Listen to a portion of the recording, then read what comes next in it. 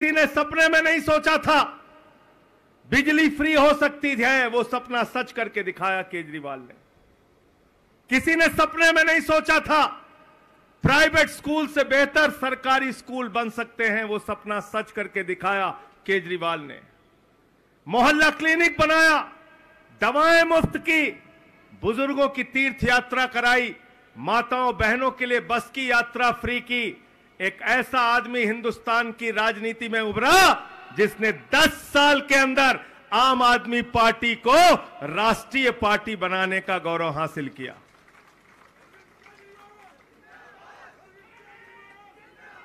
और इसलिए देश की तानाशाह सरकार, देश के तानाशाह नरेंद्र मोदी जी, उनको सिर्फ एक ही व्यक्ति से खौफ है, एक ही व्यक्ति से डर है, एक ही पार्टी से डर है कि किसी भी तरीके से आम आदमी पार्टी और अरविंद केजरीवाल की राजनीति को खत्म करो। लेकिन मैं नरेंद्र मोदी जी को कहना चाहता हूं, देश के प्रधानमंत्री को कहना चाहता हूं, एक नहीं 1000 कोशिश कर लोगे, आम आदमी पार्टी दिन दूनी रात चौगनी आगे बढ़ती रहेगी। तुम्हारे इन तानाशाही की कार्रवाइयों से रुकने वाली नहीं। अरविंद केजरीवाल वो शख्स हैं जिन्होंने आईआईटी से पढ़ाई की, देश के सबसे बड़े संस्थान से इंजीनियरिंग की पढ़ाई की, जमशेदपुर में नौकरी करते थे, उसके बाद मदर टेरेसा के संस्थान में जाके काम किया, इनकम टैक्स कमिश्नर बने। इनकम टैक्स कमिश्नर की नौकरी को लात मार के दिल्ली की झुग्गी बस्तियों में काम करने वाले शख्स हैं अरविंद केजरीवाल। और देश के सबसे बड़े भ्रष्टाचार विरोधी आंदोलन के रचयिता, देश के अंदर सबसे बड़े भ्रष्टाचार विरोधी आंदोलन को खड़ा करने का श्रेय, अन्ना आंदोलन को खड़ा करने का श्रेय अरविंद केजरीवाल को जाता है। और आप उस अरविंद केजरीवाल को झूठे, बेबुनियाद सबूत के बगैर एक ऐसे केस में जेल भेज रहे हो जिसका न सिर है न पांव है। मैं पूरे दावे के साथ कहना चाहता हूं, यह मामला न्यायालय में नहीं टिकेगा, जेल का ताला टूटेगा, अरविंद केजरीवाल छूटेगा, उसको कोई रोक नहीं पाएगा। ज्यादा दिनों तक आप रोक नहीं पाएंगे मोदी जी। बिना सिर पांव का केस बना दिया। रिश्वत किसने ली, भ्रष्टाचार किसने किया, पूरा देश इस बात को जान चुका है। तथाकथित शराब घोटाले में जिस आदमी को मुख्य आरोपी बनाया ईडी ने, उस शरद रेड्डी से 60 करोड़ रुपए की रिश्वत भारतीय जनता पार्टी ने खाई है। अगर किसी को जेल में होना था तो बीजेपी नेताओं को आज जेल में होना चाहिए था, अरविंद केजरीवाल को नहीं। लेकिन आपने एक एक करके हमारी पार्टी के नेताओं को जेल में डाला। मनीष सिसोदिया को जेल में डाला, सत्येंद्र जैन को जेल में डाला, मुझे 6 महीने जेल में रखा। कल मीडिया वालों ने अरविंद जी से पूछा, आपको दोबारा जेल जाना पड़ रहा है। केजरीवाल जी ने जवाब दिया, इस देश के लिए जरूरत पड़ी तो पूरा जीवन जेल में रह सकता हूं, लेकिन झुकूंगा नहीं, इनसे लड़ता रहूंगा, इनसे लड़ता रहूंगा, इनसे संघर्ष करता रहूंगा। और आज आपके बेटे, आपके लाल, आपके भाई को सिर्फ एक बात की सजा मिल रही है कि आम आदमी पार्टी और अरविंद केजरीवाल ने देश के तानाशाह के सामने झुकना मंजूर नहीं किया, लड़ना मंजूर किया, लड़ना मंजूर किया, संघर्ष करना मंजूर किया। मैं एक ऐसी परिस्थिति जब आज अरविंद केजरीवाल जी को दोबारा जेल में जाना पड़ रहा है, मैं अपने एक एक कार्यकर्ता, विधायक और पार्षद से कहना चाहता हूं, केजरीवाल जी के संग अरविंद जी मेरा रंग दे बसंती खड़े होकर तालियां मेरा रंग दे बसंती चोला, मेरा रंग दे बसंती चोला, हो आज रंग दे हमारे रंग दे, मेरा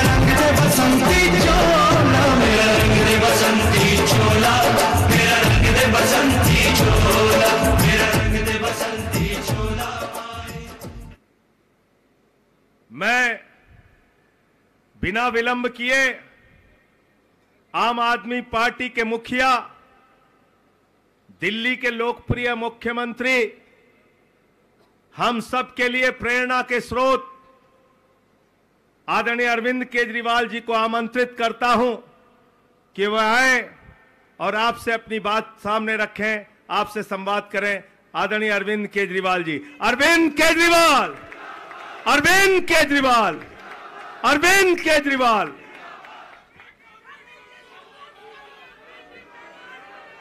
भारत माता की, भारत माता की इनकलाब, वंदे।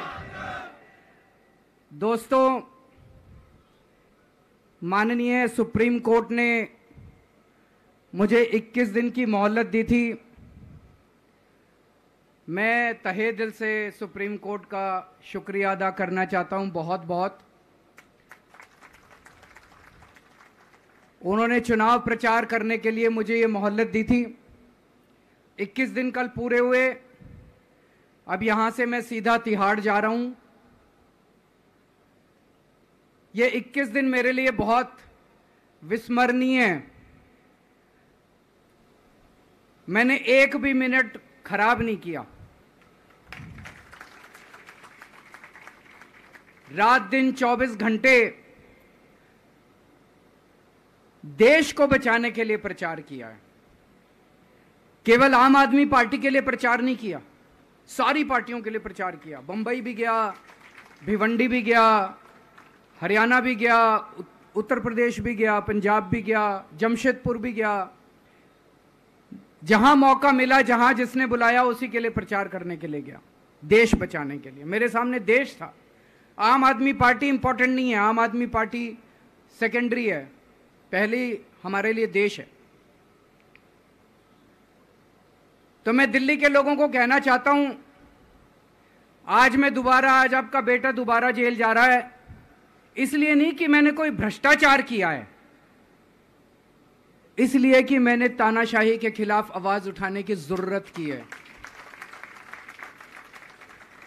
इस प्रचार के दौरान एक सबसे बढ़िया बात यह हुई कि सारे देश के सामने प्रधानमंत्री श्री नरेंद्र मोदी जी ने यह कबूल किया कि उनके पास मेरे खिलाफ रत्ती भर भी सबूत नहीं है। हम कहते थे ना, जब भी हमसे पूछा जाता था कि भाई ये कह रहे हैं 100 करोड़ रिश्वत ली, 100 करोड़ रिश्वत ली, वो 100 करोड़ कहां गया?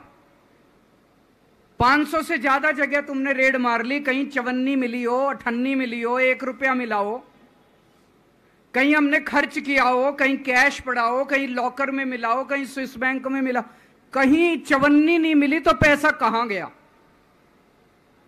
तो एक टीवी चैनल के इंटरव्यू में उस टीवी वाले ने मोदी जी से पूछा कि प्रधानमंत्री जी, ये केजरीवाल चारों तरफ कहता घूम रहा है कि आपके पास उसके खिलाफ कोई सबूत नहीं है, आपके पास उसके खिलाफ कोई रिकवरी नहीं है, फिर आपने उसको गिरफ्तार कैसे कर रखा है?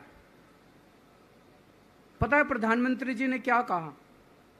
प्रधानमंत्री जी कहते हैं, मैं मानता हूं कि केजरीवाल के खिलाफ कोई सबूत नहीं है, मैं मानता हूं कि केजरीवाल के खिलाफ कोई रिकवरी नहीं है, क्योंकि केजरीवाल अनुभवी चोर है। चलो मान लिया मैं अनुभवी चोर हूं, तुम्हारे पास सबूत तो नहीं है, तुम्हारे पास रिकवरी तो नहीं है, तो यूं ही डाल दिया मेरे को जेल में, बिना सबूत के डाल दिया मेरे को जेल में, बिना रिकवरी के डाल दिया जेल में।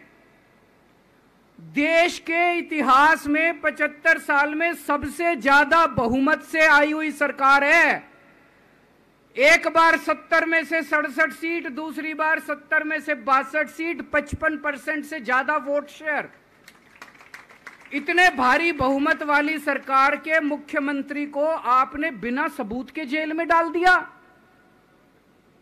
यही तो तानाशाही है कि जिसका मन करेगा मैं उसी को जेल में डाल दूंगा, जिसका मन करेगा उसी को जेल में डाल दूंगा, और पूरे देश को मैसेज दे दिया कि अगर मैंने केजरीवाल को फर्जी केस में जेल में डाल दिया तो तुम्हारी तो औकात ही क्या है, किसी को भी पकड़ के जेल में डाल दूंगा। इसी तानाशाही के खिलाफ लड़ रहा हूं मैं, और इस किस्म की तानाशाही अपने देश को बर्दाश्त नहीं है। भगत सिंह ने कहा था ना कि जब सत्ता तानाशाही हो जाए तो जेल जिम्मेदारी बन जाती है, सबकी जिम्मेदारी है जेल में जाना, इसके खिलाफ आवाज उठाना। भगत सिंह के चेले हैं। भगत सिंह देश को बचाने के लिए, देश को आजाद कराने के लिए जेल गए थे। भगत सिंह देश को आजाद कराने के लिए फांसी पे चढ़े थे। हम देश को बचाने के लिए जेल जा रहे हैं। इस बार जब जा रहा हूं, मुझे नहीं पता अब मैं कब वापस आऊंगा, मुझे नहीं पता ये क्या करेंगे मेरे साथ जेल में, लेकिन मुझे कोई परवाह नहीं है, जो मर्जी करें। अगर भगत सिंह फांसी पे चढ़ गए, मैं भी फांसी पे चढ़ने के लिए तैयार हूं। मेरे शरीर का एक एक कतरा इस देश के लिए है, मेरे शरीर के खून की एक एक बूंद इस देश के लिए है, मेरे जीवन का एक एक पल देश के लिए है।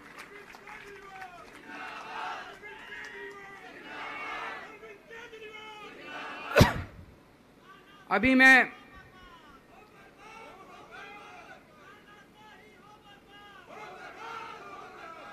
अभी राजघाट गया था सभी साथियों के साथ।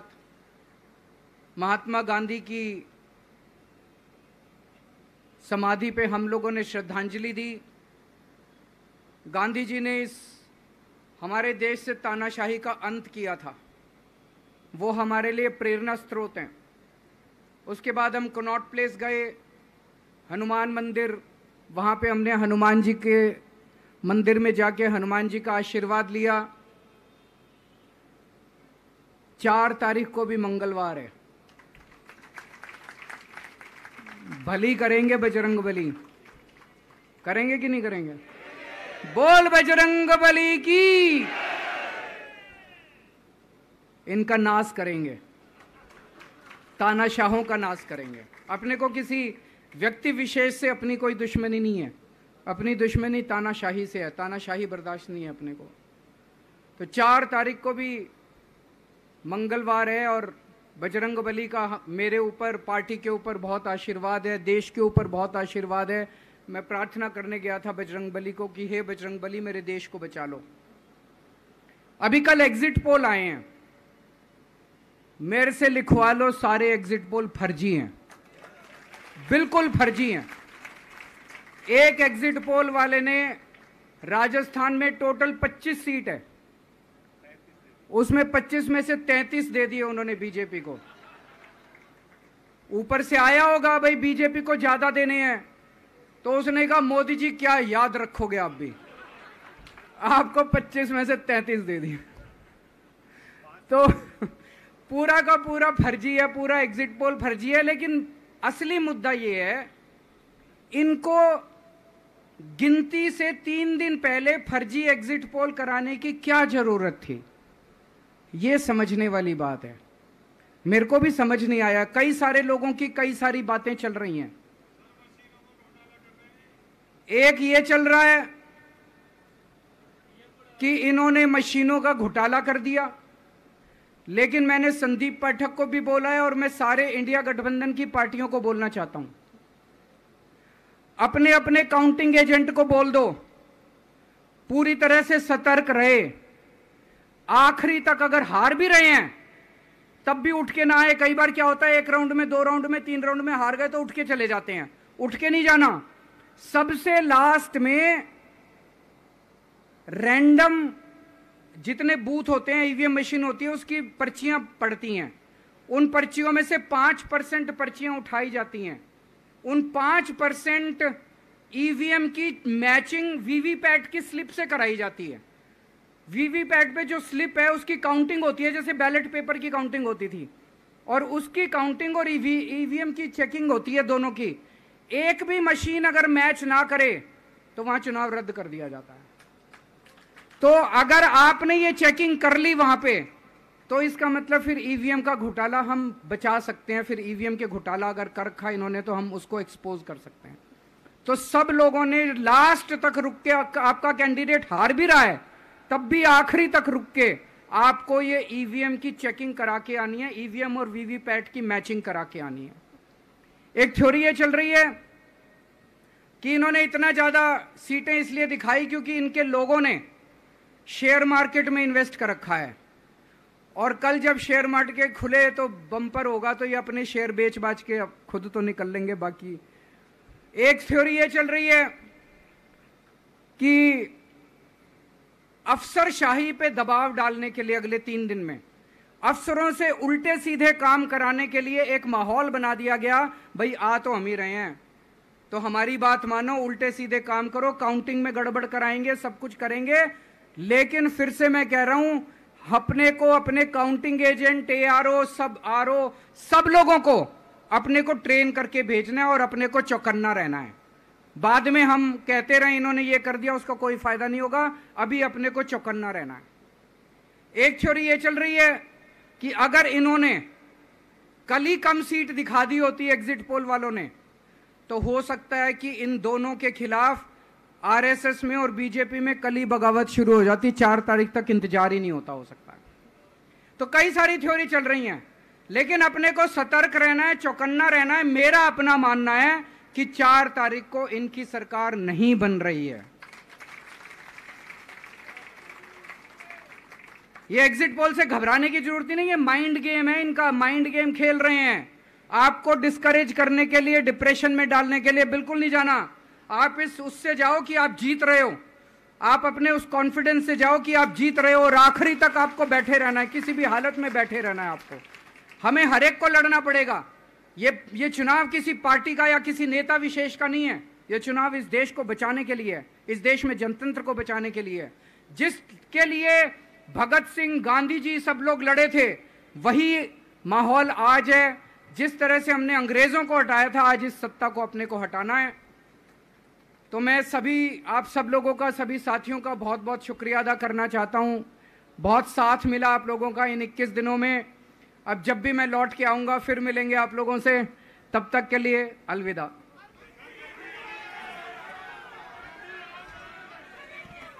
सारे लोग राष्ट्रगान के लिए खड़े हो जाएंगे। राष्ट्रगान। जनगण मन अधिनायक जय हे भारत भाग्य विधाता। पंजाब सिंध गुजरात मराठा द्राविड़ उत्कल बंग। विंध्य हिमाचल यमुना गंगा उज्ज्वल जलधि तरंग। तव शुभ नामे जागे, तव शुभ आशीष मांगे। गाहे तव जय गाथा। जनगण मंगल दायक जय हे भारत भाग्य विधाता। जय हे, जय हे, जय हे, जय जय जय जय हे। भारत माता की। अरविंद केजरीवाल, अरविंद केजरीवाल। हम सारे सर को छोड़ने जाएंगे साथ में, जिन जिन को जाना है पीछे आप लोग आ सकते हैं। झंडा, तिरंगा झंडा साथ में ले लें। मेरा रंग दे बसंती चोला, मेरा रंग दे बसंती चोला। हो आज रंग दे, हो माए रंग दे, मेरा रंग दे बसंती।